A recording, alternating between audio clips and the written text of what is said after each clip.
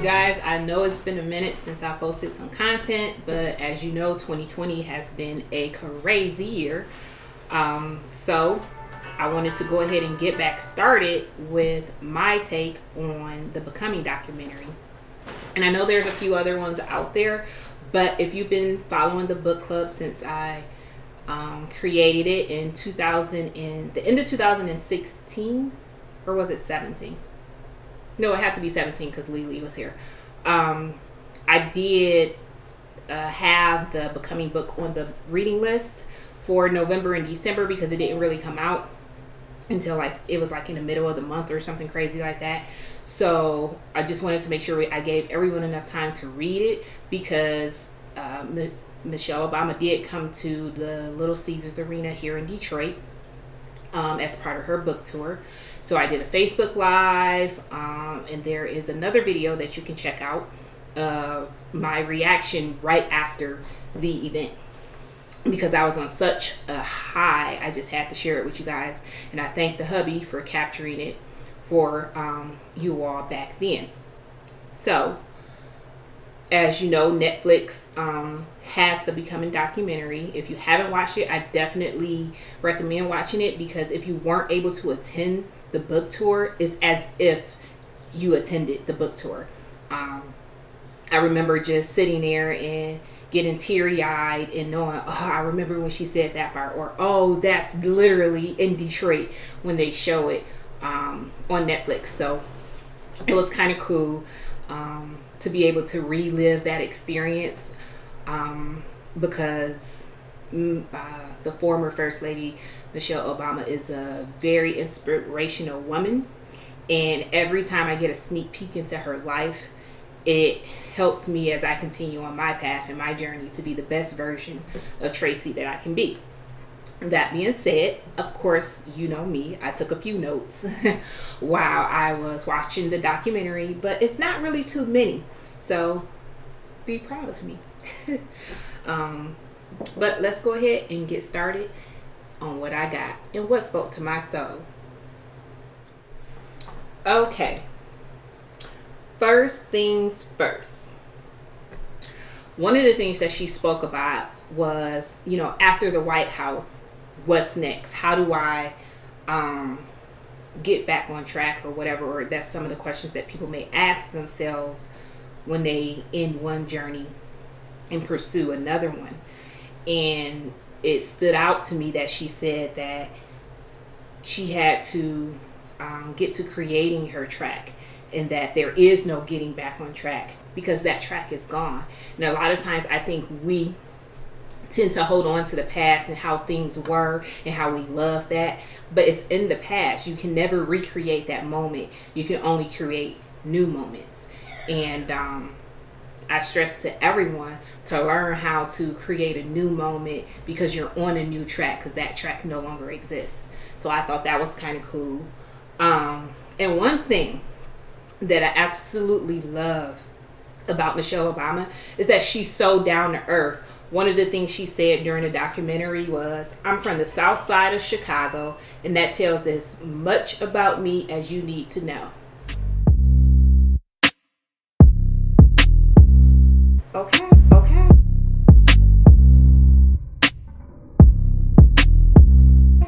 So don't question her. I found that hilarious. Because a lot of times, you know, even though I'm not from Chicago, I am from the D, and a lot of times you can think that you know something about a person or whatever, and well, do they fit the image of the stereotype or whatever from wherever they're from? But believe you me, you still have that essence of whatever city you're from, and I definitely have the essence of the D. Next, one of the things she did throughout the book tour was make an effort to speak to the youth within that city. And it was selected youth, and you would think it would be the most high achieving, and you know, they're in this club, that club, and everything else, but it wasn't. And in some of those instances, she featured those moments in the documentary. And one of the questions that one of the young ladies asked is, how can you persevere through invisibility. And as being a black person, a young black person, a black female, it's hard, especially considering the recent events where we're just fighting not for anything that's out of the ordinary, but for basic civil rights. So her response was that she's never felt invisible and that her parents made her feel visible, and we can't afford to wait until the world makes us feel seen. That has to start on the inside. And so while my vision may not be everyone's vision, I continue to proceed with it because I know that I'm doing my passion and what makes me feel good. And even if I just touch one person, it's worth it all. And another thing that she did, which I had no idea she did this, is she met with both sides of the spectrum, meaning she had meetings with a black book club who read her book, as well as a white book club who read her book, and got the perspectives from both. And life is all about perspectives. If you've been following, you know that's what I talk about all the time. Try looking at something outside of your own perspective, and that applies to both people who are not of my race and people of my race, because a lot of times we only want to see our point and get our point across. But once you look at all perspectives, that's when true growth can happen. And I appreciated the fact that she knew that she had more than just black readers, but she had white readers as well. And she reached out to both and tried to get everybody on a common ground. We can't do it separately because we're all one race, the human race. But unfortunately, time and whatever else has caused us to divide. So I appreciated her efforts to bring everyone together. Another thing she spoke of that I found very funny was the fact that we talk about affirmative action, and it's always in a negative connotation when it's referred to black people. But she says when she got into these Ivy League colleges and everything, that she realized there's more than just the affirmative action that's usually used in reference to black people, but there's legacy affirmative action, there's college athlete affirmative action. And most of the time, or a lot of times, she found out that she was actually smarter than a lot of the kids who did attend these Ivy League colleges. And one of the things that really stood out to me additionally, it's only a few more, I promise, was the fact that she said that your ordinary is your power. And that goes back to the youth that she spoke to. Like, why pick me? I'm not on all of these different things. But she says that your ordinary, what you think is normal, that you have to deal with, work, go to school, take care of younger brothers or sisters, take care of an ailing parent, or, you know, take care of your siblings because one parent is out of the house all the time, or it's only one parent in the household. If anybody else who had all of the easier things or the comforts of life had to do it, they would be like, oh my God, how do you do all of this? I can't even imagine. So that attests to our power. So just because you look at it as ordinary, everyone else doesn't necessarily look at it that way, and embrace that.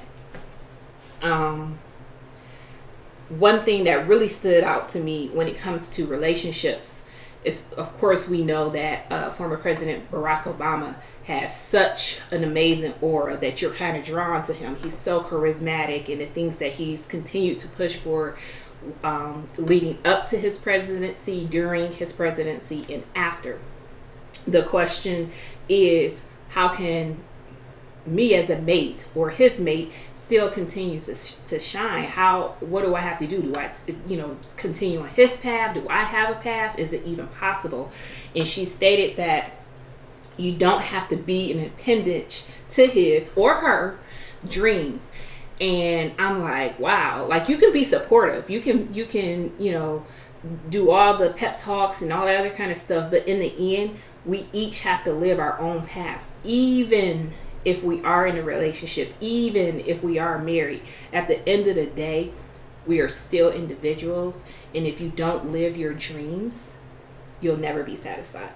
So I ask each one of you, if you're in a marriage or relationship, don't forget about your own dreams while supporting your mates.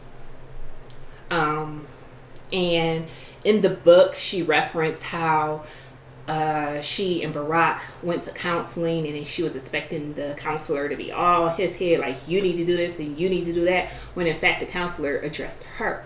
And I think a lot of times, I'm not going to say a lot of times, I know in my particular experience, prior to me meeting my husband, I always was trying to find the man that was going to bring me happiness. I see posts and memes about it all the time that, you know, oh, there's happiness in your future because you're going to meet this awesome guy, or he got to make you happy. He has to make you happy. When in fact, that's not the case. Only you can bring your own happiness. So what are you going to do to make that happen?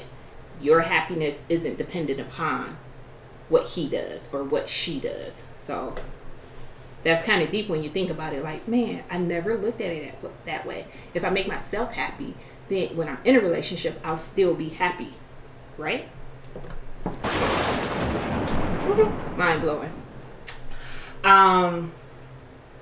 Then she mentioned how a lot of times, and I agree with this, that we start to worry so much about the metrics, and oh, I have this degree, and I've done this, and I have this accomplishment, and the list goes on. Yeah, you have those things, but what was the story for you to get to those things? And that's why I've fallen off from it. But I have a what do I want to call it?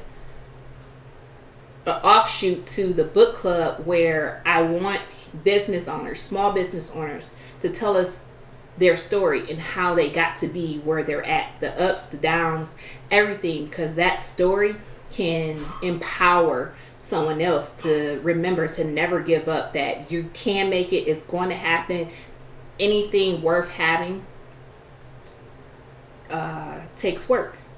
So I appreciated that she says, you know, let's not get so bent up on the stats versus the story. The story is what's unique. The story is what's important, because you never know how your story can affect someone else. That's why I have the book club, because I share what speaks to my soul, but what spoke to yours?